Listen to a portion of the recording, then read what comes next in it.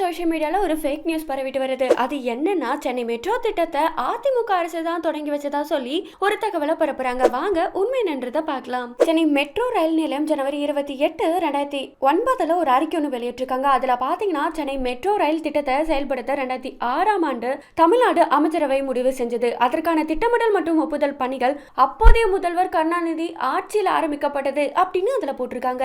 இது மட்டும் இல்லாம இந்தியன் எக்ஸ்பிரஸ்ல ஜூலை 3, 2015 செய்தி வெளியிட்டிருக்காங்க. அந்த செய்தியில பாத்தீங்கன்னா, சென்னை மெட்ரோ ரயில் திட்டம் துணை முதலமைச்சராக இருந்த மு க ஸ்டாலின் பொறுப்பிற்கு மாற்றப்பட்டது அப்படின்னும் 2007 இதுக்கான டிபிஆர் சமர்ப்பிக்கப்பட்டு தமிழ்நாடு அமைச்சரவையில ஒப்புதலும் வழங்கப்பட்டிருக்கு அப்படின்னு அதுல சொல்லியிருக்காங்க.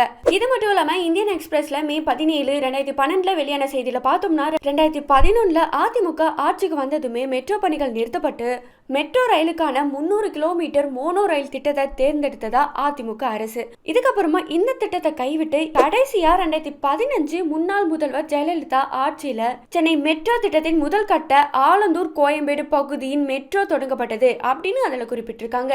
அதிமுக ஆட்சியில பாத்தீங்கன்னா சில ஃபெசிபிலிட்டி ஸ்டடிஸ் மட்டும்தான் நடந்திருக்கு. ஆனா இந்த திட்டத்தோட துவக்கம் டிஎம்கே ஆட்சியில தான் நடந்திருக்கு. சோ ஏடிஎம்கே தான் மெட்ரோ திட்டத்தை ஆரம்பிச்சது அப்படின்ற தகவல் பொய்யானது.